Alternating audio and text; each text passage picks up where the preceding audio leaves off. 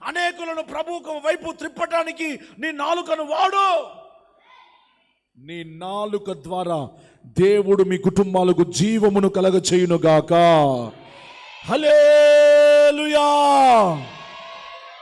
నీవు నీ నాలుకతో నీ జ్ఞానముతో మాట్లాడితే, జ్ఞానము కలిగి ప్రార్థన చేస్తే నీ నాలుకే నీకు ఆరోగ్యాన్ని తెచ్చి పెడుతుంది.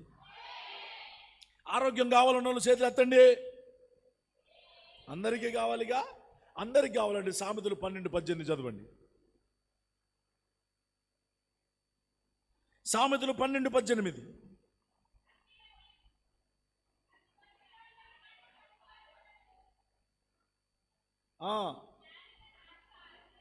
అదుగో జ్ఞానుల నాలుక ఆరోగ్యం అనండి అందరమాట.